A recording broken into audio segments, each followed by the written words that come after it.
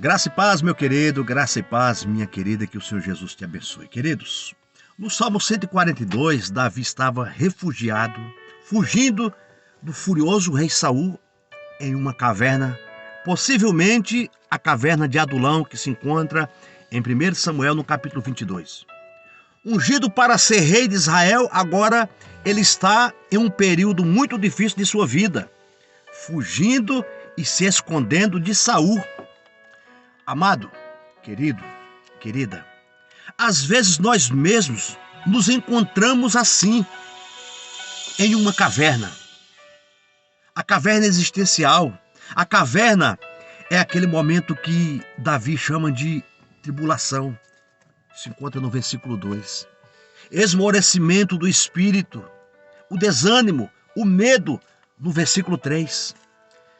De solidão no versículo 4, de impotência diante das pessoas e das circunstâncias, no versículos 5 e 6. De um sentimento de prisão, de cadeias, no versículo 7. Esse tempo de pandemia pode ser comparado a uma grande caverna.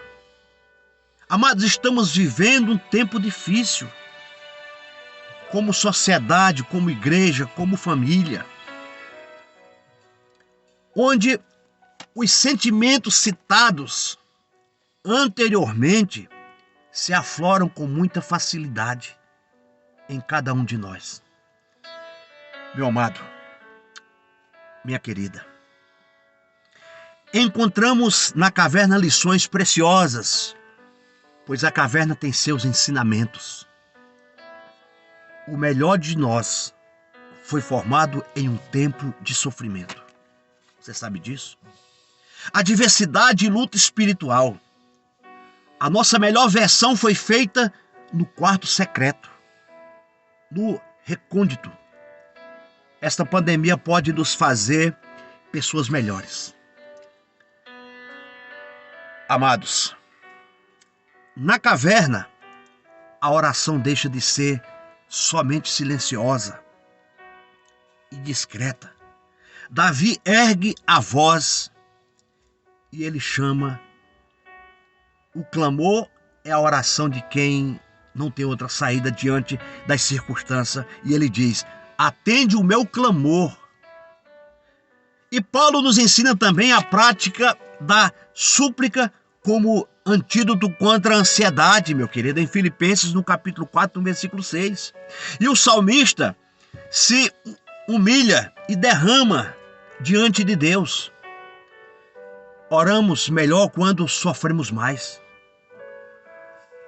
O próprio Senhor Jesus orou com mais intensidade quando sofria no Getsêmani. O texto de Lucas, do capítulo 22, no versículo 44, diz assim, queridos, e estando em agonia, orava mais intensamente. Veja que o próprio Cristo, no Getsêmani, orou intensamente. A caverna também nos ensina a ver, meu amado, a Deus com mais confiança. Davi se sente muito sozinho. Em 1 Samuel, no capítulo 22, nós observamos que algumas pessoas se agregaram a ele posteriormente. Mas quando o salmo é escrito, ele está só. Ele está sozinho. Ele não tem um amparo humano. E no versículo 4, ele parece que é neste momento em que Deus mais age, quando o recurso humano é falho. Quando o conforto humano não nos é mais suficiente. Davi ora e confia, pois a oração, meu querido e minha querida, é uma posse por antecipação. Davi está sozinho. É aqui na caverna que ele entende que o seu único bem, o seu bem verdadeiro, o seu quinhão na terra dos viventes é Deus. A comunhão mais deliciosa com Deus acontece, meu amado, minha amada, quando nos abstraímos do conforto e socorro humano. O tempo do refúgio secreto fez bem a Davi, fez bem a nós também. Ele se sentiria muito confortável, amado, se ouvisse o Senhor Jesus convidando os cansados para irem a Ele. Porque Jesus falou: vinde a mim todos os que estáis cansados e sobrecarregados, e eu vos aliviarei. Tomai sobre mim, tomai sobre vós o meu jugo, e aprendei de mim, porque sou manso e humilde de coração. E achareis descanso para a vossa alma. Por quê, meu querido? Sabe por quê? Porque o jugo do Senhor é leve, é suave, e o fardo dele é leve. Evangelho de Mateus, capítulo 11, versículo 28 a 30. Na caverna, finalmente, louvamos a Deus com mais gratidão. O salmista quer sair da caverna, quer se livrar do cárcere, mas ele não busca apenas, meu amado, minha amada, o seu bem-estar. Ele quer que o bem que Deus fará a ele atraia também os justos para Deus.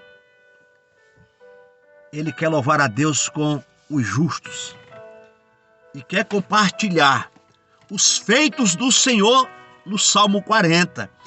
No verso 3 ele diz que quando o Senhor o livrasse do lamaçal, muitos veriam, temeriam e confiariam no Senhor. Meu querido, minha querida, o que resultou em um hino de louvor ao Senhor. E também o apóstolo Paulo nos orienta a louvar o Senhor mesmo em períodos de ansiedade.